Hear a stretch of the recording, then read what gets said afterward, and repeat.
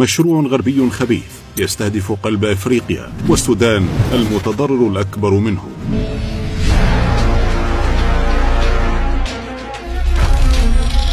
تقوده فرنسا والموساد الإسرائيلي وتدعمه بعض دول الخليج.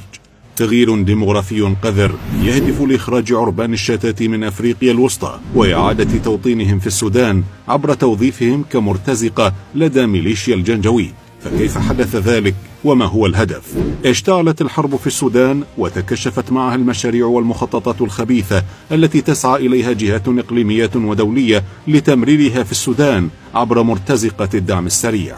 أخطر هذه المشاريع وأشدها خبثا اللعب بالتركيبة الديمغرافية في السودان بجلب أقليات عربية منبوذة في بلادها وتوطينهم في السودان ليعيثوا فسادا وتخريبا فيه في بلد لا ينتمون إليه ولا يعرفون ثقافته ولا يعنيهم فيه إلا نهب ثرواته.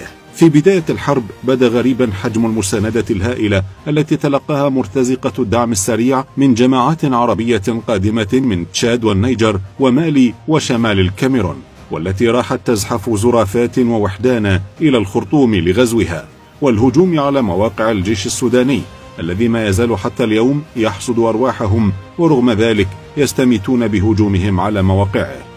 إلا أنه وكما يقال إذا عرف السبب بطل العجب. لقد أعطيت هذه الأقلية وعودا مغرية جعلتهم يقاتلون حتى الموت، حيث وعدوا بإنهاء حالة الشتات التي يعيشونها إذا سيطر الدعم السريع على الحكم بجعلهم مواطنين سودانيين بدل السكان الأصليين، مما يفسر استخدام العنف والقوة المفرطة التي استعملها المرتزقة في هجومهم على المدن والبلدات السودانية، فكانت سببا في تهجير مئات الآلاف من السكان الأصليين وتشريدهم ليحل مكانهم عرب الشتات الذين جلبهم حميدتي من دول الجوار. يعتبر مشروع توطين عربان الشتات جزءا من مشروع كبير يهدف إلى تغيير النخبة السياسية في السودان بنخبة مهجنة مطيعة لا تعرف أن تقول لا، تدين بالولاء للقوى الغربية الاستعمارية. تسعى فرنسا من خلال هذا المشروع لتنظيف إمبراطوريتها الإفريقية من الجماعات العرقية التي ترفض الاندماج في مجتمعاتها المحلية وتنشط في تهريب البشر وتجارة السلاح وتربطها صلات مع جماعات جهادية كبوكو حرام.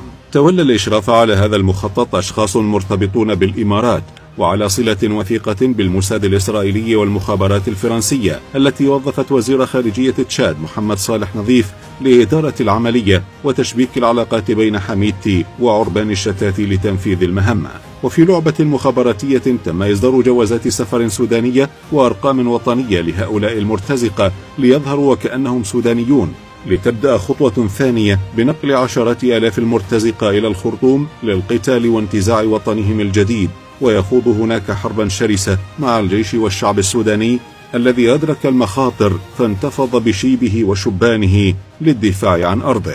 لم تنتهي المؤامرة ولم يتحقق للمرتزقة ما أرادوا، إذ إنها اصطدمت برجال السودان وقواته المسلحة الذين سطروا أروع البطولات في التصدي للعدوان الذي يهدد أمن السودان والسودانيين ويهدد أمن القارة الأفريقية بالكامل.